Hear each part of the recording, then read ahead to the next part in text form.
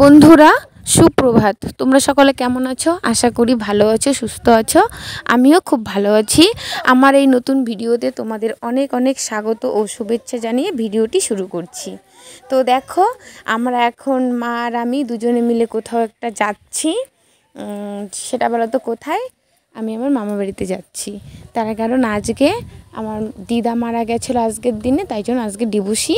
তো সেই বাৎসরিক দিনটা পালন হবে বাড়িতে, মামা বাড়িতে, সেই উপলক্ষে আমরা যাচ্ছি।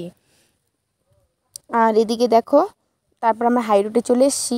এখন দাঁড়িয়ে আছি গাড়ির জন্য, কখন গাড়ি আসবে। তো যাচ্ছে দু একটা করে গাড়ি, যাই হোক তারপর গাড়ি এসলো, আমরা চলে এসেছি। এসে দেখো নামলাম ফালাকাটাতে নেমে এখন ফলের দোকানে এসেছি, কিছু ফল কেনাকাটা করছি। ফল টল নিয়ে তারপরে আবার গাড়িতে উঠে চলে আসলাম মামা বাড়ির এখানটায়। তো এইখানে নেমে এখন চলে যাব টোটোতে করে আবার মামা বাড়িতে। তার কারণ ওইখান থেকে একটু ভিতরে, তো এই দেখো আমি যেতে না যেতে আমার মামা বাড়ির সব বোন ভাই সবাই চলে এসছে আমার পাশে এগিয়ে, মানে আমি এসছি বলে, মানে এরকমই করে ওরা সব সময়। আমি যখনই আসি না, ওরা মানে যেখান থেকে যত দূর থেকে দেখবে দৌড়ে চলে যায় যে দিদি আসছে এরকম।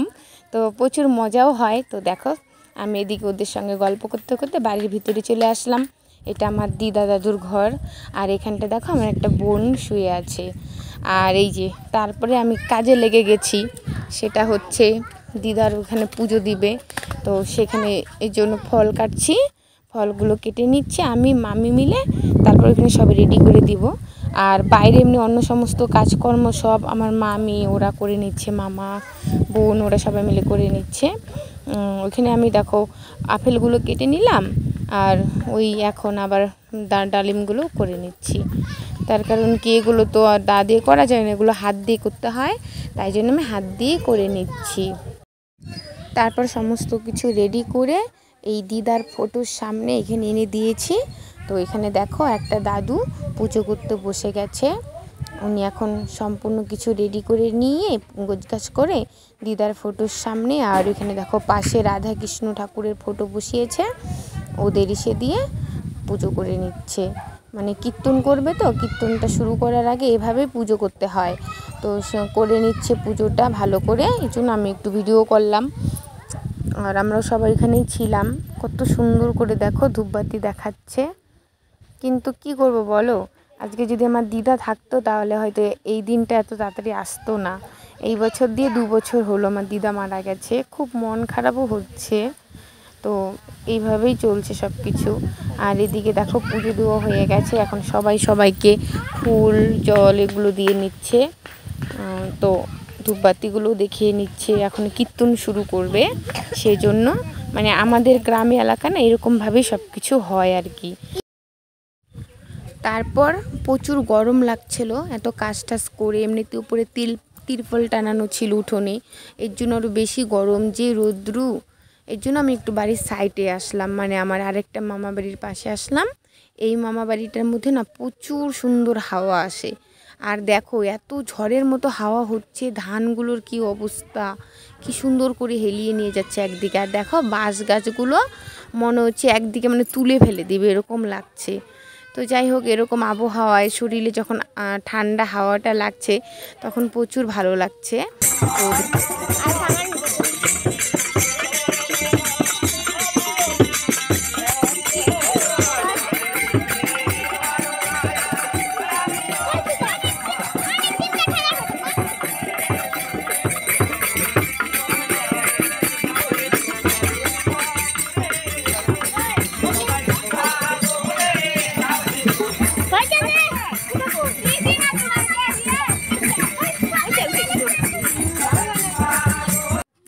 কত সুন্দরভাবে কীর্তন হচ্ছে, সবাই বসে বসে কীর্তন শুনছে, আমরাও বসে দেখো কীর্তন শুনছি। আমি, আমার বোন, মা, মামা, আমরা সবাই একসঙ্গে বসে আছি, এইখানে বসে কীর্তন শুনছি। আর উঠোনে তো অনেক বয়স্ক লোকজন আছে, ওরাও কীর্তন শুনছে। তো দেখো, আর তারপরে কীর্তন শেষ করে চলে এসেছি লেবু ছিঁড়তে। তার কারণ কি, এখন তো সবাইকে বসিয়ে প্রসাদ খেতে দিয়ে দিবে, এর জন্য লেবু নাকি ছিল না ঘরে, তার জন্য বললো আমাকে ছিঁড়ে আনতে। এই জন্য দেখো লেবুগুলো ছিঁড়তে এসেছি। কি কাঁটা গাছটায়, ছেঁড়াই যাচ্ছে না। তো তো অনেক কষ্ট মষ্টে ছিঁড়ে আনলাম। আর এত হাওয়া, সব লেবুর ডালগুলো একদম মুখে চোখে নিয়ে আসে উড়িয়ে এরকম। তারপরে লেবুগুলো কেটে নিয়ে রেডি করে দিয়েছি। আর এদিকে দেখো খাওয়ার দাওয়ার দেওয়া শুরু হয়ে গেছে, সবাই বসে গেছে। আর এখানে খাবার দিয়ে দিচ্ছে দেখো মা, আমার মামি, ওরা ভাইগুলো, ছোট ছোট বোনগুলো সবাই মিলে খাবার দিয়ে দিচ্ছে। তো ভালোই হলো, বড় বাড়ি তো, এখানে একটা অনুষ্ঠান হলে কি হয় বলো তো, খুব তাড়াতাড়ি করে সব কিছু হয়ে যায়। ছোট ছোট বাচ্চাগুলো দেখতে পাচ্ছ, এরাও প্রচুর কাজের, মানে যতটুকুই কাজ করে অতটুকুই তো একটু এগিয়ে যায়, ভালোই হয়। আর তারপরে দেখো আমিও চলে এসেছি এদিকে বৈঠক দেওয়ার জন্য, মানে সবাইকে খেতে দিয়ে দিচ্ছি। মানে বাইরের থেকে যেগুলো নিমন্ত্রণ করেছিল পাড়ার লোকজন, ওরা সবাই এসে খেয়ে নিচ্ছে, আমরা বাড়ির কেউই এখনও খাইনি। তো আমরা এরপরে খেতে বসে যাব। তো এখন আমরা খেতে বসে গেছি। তো দেখো নিরামিষ দিয়ে খাওয়া হচ্ছে, ডাল করেছে, ভাজি, এই সমস্ত কিছুই করেছে, 2-3 প্রকারের ডাল, ভাজি, পনির তরকারি, এই সমস্ত দিয়ে নিরামিষ খাওয়া দাওয়া হবে। কারণ এখানে তো আমাদের মাছ চলে না, মানে একটা মহাপ্রভুর ভোগের মতনই হয়, সেজন্য নিরামিষ দিয়ে খেতে হয়। তারপরে সবাই মিলে খেয়ে নিয়ে দেখো বিকেলে একটু ঘুরতে আসলাম নদীর পাড়ে। কি সুন্দর না আবহাওয়াটা, দেখো এদিকে এত সুন্দর মিষ্টি মিষ্টি হাওয়া বয়ে যাচ্ছে, আর নদীর জলগুলো কত সুন্দরভাবে একদিকে বয়ে যাচ্ছে। তো আমি আমার বোন দুজনে মিলে একটু চলে আসছি ঘুরতে। বাড়ির ভিতরে না আর ভালো লাগে না, সারাদিন অনেক কাজকর্ম করে আর একটুকু ভালো লাগছিল না। তাই বোন বলে কি, দিদি চলো একটু ঘুরে আসি, সেই জন্য আসলাম। আর এইখানে দেখো কতগুলো পাড়ার ছেলে পেলে বসে আড্ডা মারছে। মানে এই জায়গাটাতে কি হয় বলো তো, মামাবাড়ির সবাই এই জায়গাগুলোর মধ্যে বিকেল করে এসে সবাই বসে থাকে। এখানটা প্রচুর ঠান্ডা হাওয়া তো। তারপরে দেখো আমরাও এসে এখানে বসে গেছি। তো বসে বসে গল্প করছি, পাশে দেখো একটা দিদি, বোন, ওরা সবাই আছে। তো সবার সঙ্গে গল্প করে এদিকে দেখো সন্ধ্যা হয়ে গেল। তারপরে তো চলে আসলাম বাড়িতে।